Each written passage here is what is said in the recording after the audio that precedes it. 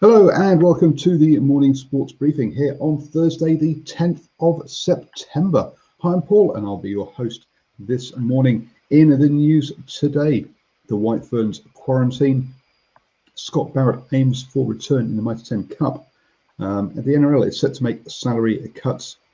Oklahoma Thunder part ways with their head coach as the Heat and the Lakers win yesterday. Over in the Tour de France, and Kiwi Sam Booley unfortunately had to drop out after stage 10. In stage 11, we have a win for Caleb Ewan, but the big news is Peter Sagan's relegation for dangerous sprinting. Over in the US Open, we have one of the women's semi-finals already decided. In anti-doping, drug-free sport is abandoning testing of top 15. Over in the golf, we have good news for Danny Lee, and the Tuatara sign 5 former Major League Baseball players. So yes, it's all going on this morning, and let's kick off with that basketball news. Except you can't kick the ball there, can you? The Oklahoma Thunder parted ways with Billy Donovan after 5 seasons. Donovan took the Thunder to the playoffs every single year, and was a finalist for the NBA Coach of the Year this season. His contract was up. It was running out at the end of this season, and the Thunder and Donovan had a chat and decided that he wouldn't re-sign. Basically, the Thunder are in a bit of picked up a lot of draft picks from the rebuilding phase and can't offer Donovan the assurances he wanted about the future of the franchise. So he's going to he decided to leave instead. You'd clearly think he'll get picked up by another NBA team, because clearly he has had a very good time there with the Thunder. In actual on-court action, the Heat beat the Bucks to win the series and go through, knocking out the Bucks, who are the top seeded team there. And the Lakers also beat the Rockets to go up 2-1 in their series. So still some way to go in that one, obviously, as it's first to 4. It's best of 7, so first to 4 games that goes through. Going to hand you over to Arshan, who's going to take us through our cricket update. Good morning, Paul, and good morning to all our viewers and listeners on the interweb. And yes, as Paul mentioned, the White Ferns have headed into quarantine. The White Ferns are in the process of quarantining in Australia in preparation for their series against Australia. It will be both teams' first competitive games of cricket since March. Sophie Devine is liking the idea of quarantine. It will be the first time that they will have been able to spend 2 weeks in camp before a series starts. Now, that series will be comprised of 3 T20 matches and 3 ODI matches. So obviously due to start in about 2 weeks' time when quarantine's over. And a correction from yesterday. The CPL matches that we talked about yesterday were actually the semi-finals. So the Trinbago Knight Riders are through to the final along with the St. Lucia Zooks. The Zooks went on to beat Guyana Amazon Warriors in the late game yesterday. The Warriors were bowled out for just 55 runs, and the Zooks went on easily to get those runs in just 4.3 overs. So that final between the Knight Riders and the Zooks will be on the 11th of September. And as promised yesterday, what is a Taliwar? A Taliwar is a strong-willed person or an attitude/state of mind. And since we're going on about the Taliwars, the Zooks is a style, or a Zouk is a style of dance featuring Caribbean rhythms. That's my really bad Caribbean rhythms. Anyway, I think we all know the other names. I think we know what a trident is, and we know what a warrior is, etc. So we'll move on. Good news for the Chennai Super Kings as one of their players recovers from COVID-19. Deepak Chahar will rejoin the squad after recovering from COVID-19. Chahar is a BCCI contracted player, so will be welcomed back into the squad. Rutraj Gaikwad, the other player in quarantine, is still recovering and therefore still in isolation. And of course, it's Thursday, so that means another edition of your Cricketing Fix, Swinging from the Hip. Today we'll be covering off England versus Australia in that T20 series and looking forward to their ODI matches. We'll have a look at that CPL table and the final and talk about what we think is going to happen there. I think it's pretty obvious, but anyway. But more importantly, we'll be looking at the impact of COVID-19 on club and community cricket right here in New Zealand, and supposedly around the world. I suppose that'll be around the world as well, but we will be specifically focusing in New Zealand. So make sure you join us at 8 p.m. for all that and more on Swinging from the Hip right here on New Zealand Sport Radio for your cricketing fix. Paul, that's the cricket news today. Thank you very much, Ashwin, and we'll hand it over to Stephen, who's going to take us through our birthdays. Doing the Zook. Oh, dearie me. Good morning, everybody.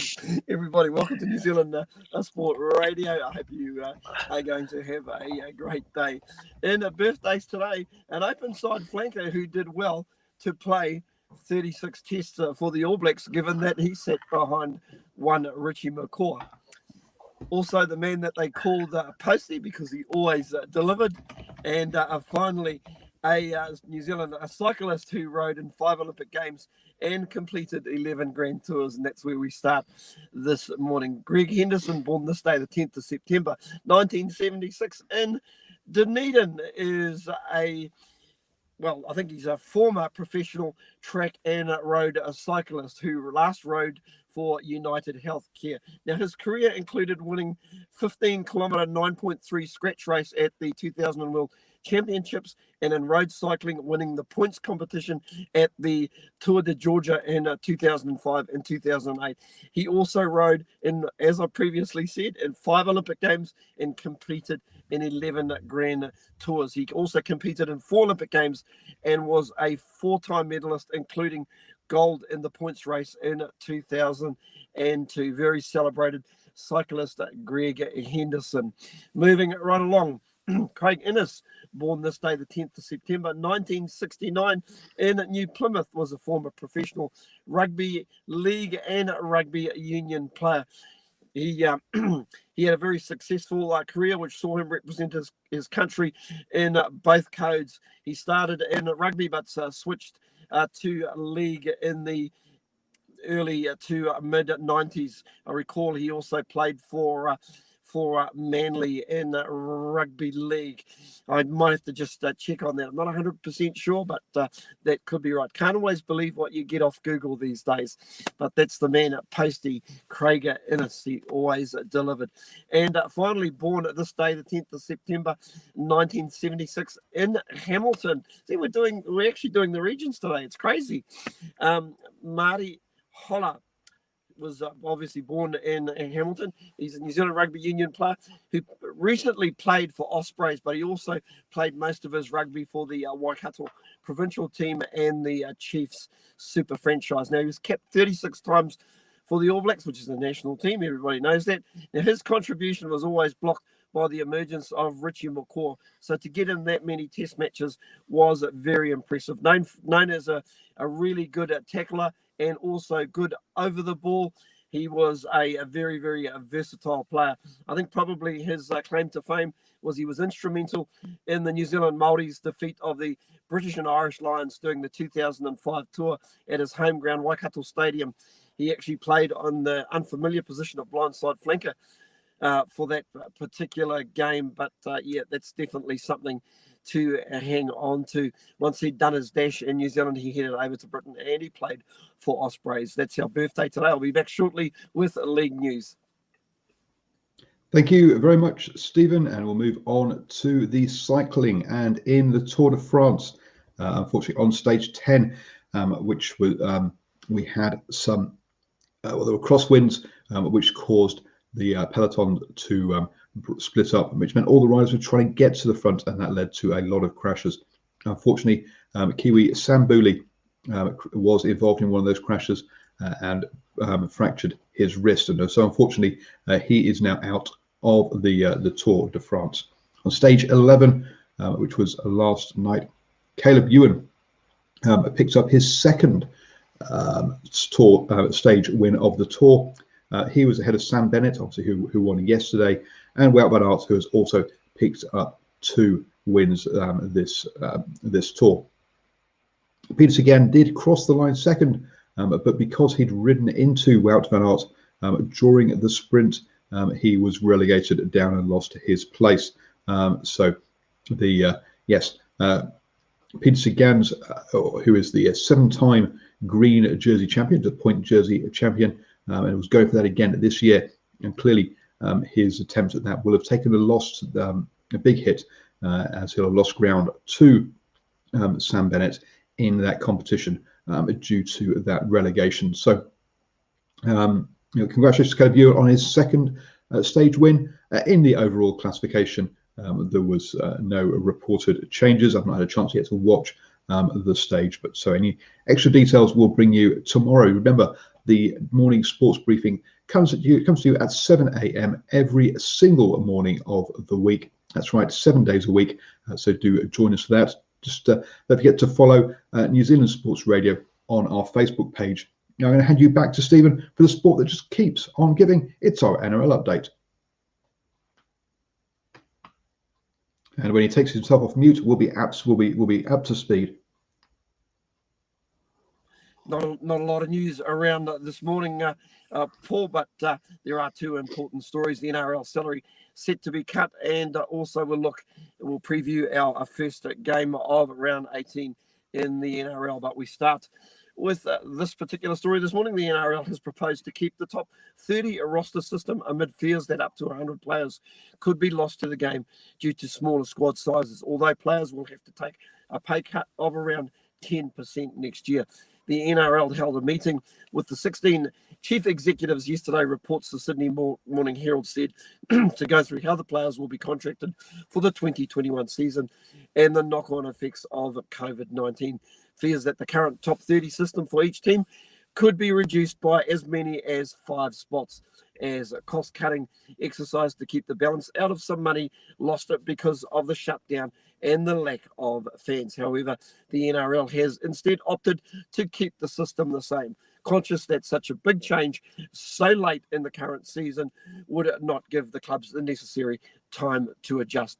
It also gives the myriad of an off-contract players hope of continuing in the NRL, with clubs now having clarity on the situation. However, the current salary cap of $9.5 million will reduce almost $1 million per team in order to ensure no jobs are lost. The proposal is yet to be signed off by the RLPA, that's the Players Association, but will go to its members this week to gauge their reaction before contracting changes are officially ratified. And finally, in league news, of course, it's round 18, only 3 more rounds to go, folks, and it all starts tonight at Bankwest Stadium, where West Tigers take on the Rabbitohs. So the West Tigers also, I think, might be just sitting on the same points as the Warriors at this point in time. So they are also in with an outside chance of making the playoffs as well. As I look down at the table here in front of me, yes, of course, the West Tigers sitting. In fact, they're actually sitting ahead of the Warriors. They're on 14 points, but they have a better for and against. So a win will basically place the pressure back on the Warriors, who play the Sharks on Sunday. But I think we all know if the Warriors lose that game, it's pretty much done and dusted for the season. And speaking of done and dusted, I'm done and dusted because I'm going to exit stage right out of here. Have a great day, everybody, and I'll see you again tomorrow with more NRL news and, of course, birthdays, because everybody has one every day. Gonna party like it's my birthday. Gonna party like it's my birthday. Now the getting a little dancing theme. Don't forget, folks, that we had the standoff show yesterday evening where Brad and Sanjay talked a lot about the Warriors' potential of making it into the playoffs. So you can go back and watch that show on record, either on our Facebook page, or you can listen to the podcast on the go. Just search for New Zealand Sports Radio on your iTunes, Spotify, or your iHeartRadio, or your favorite pod catcher. Moving on then into the rugby, and it looks like Scott Barrett could be making a return from his foot injury. Taranaki have said that he is 4 or 5 weeks away, so it'd be great to have him back. The Minor 10 Cup kicks off this Friday with the opening game being North Harbour versus Canterbury, and we will be at that game, bringing you live updates on our Facebook stories, reports, and then also post-match interviews on our Facebook page. So do check out our Facebook page, New Zealand Sports Radio. We'll be getting to that. So that game on Friday and Saturday will be at Waikato versus Wellington and Counties Manukau versus Tasman. And then on Sunday, we'll be getting up to Northland versus Manawatu in the Mitre 10 Cup. We'll also be making it to 3 Farah Palmer Cup weekend games this weekend as well. The North Harbour game on Friday, the Waikato game on Saturday, and that Northland game on Sunday. So do keep your eyes peeled on our Facebook page for updates from all of those games. Obviously, you can watch them live on Sky Sports as well. I do believe that some of the Mitre 10 Cup games are going to be on free for view on Prime as well. Moving on then to the we've done the cycling, onto the tennis then, and in the tennis, in the women's, the first semi-final will be Brady, who's the 28th seed, versus Osaka, the 4th seed. Also, Serena Williams has made it through to that second semi-final, and she will play. She's the 3rd seed, the highest seed left in the competition for on the women's side. She'll play either unseeded Azarenka or 16th seed Mertens there on the in the semi-finals. Over on the men's side of things, and Carrera Busta, the 20th seed, will place Zevez, the 5th seed, in the first semi-final. In the second semi-final, the players haven't gone through yet. It'll be we have Rublev versus Medvedev in the one quarter-final, and the other one is Diminor versus Thuman in the other quarter-final over there in the US Open. In drug-free sports, New Zealand has says it's going to stop its testing of first 15 or 8 players at the first 15 at top 4 rugby tournaments. Education has been the main goal for this for drug-free sports in New Zealand, but they said that the testing was the piece that got all the focus, and that's actually they're better off doing the education. 2,500 school children last year went through the education, and with only 8 tests a year, you've got to say, how comprehensive is that really? Of the 24 tests that were carried out over the last 3 years, none came back as positive. And the testing program will continue, but in high performance environments such as sports academies, rather than at school tournaments where because in these places, support staff have much more experience of dealing with drug testing and handling the players. Moving on to golf then, and Danny Lee has got the last spot at the US Open. He is one of the top 5 point leaders who had not already qualified, and so he gets to go. He'll be joining fellow New Zealander Ryan Fox, who qualified by winning the 2019 Australasian Order of Merit. Over in baseball, and the Tuatara have signed 5 former Major League Baseball players: Eric Young Jr., Danny Valencia, Justin Grimm, Zach Phillips, and Carl Davis.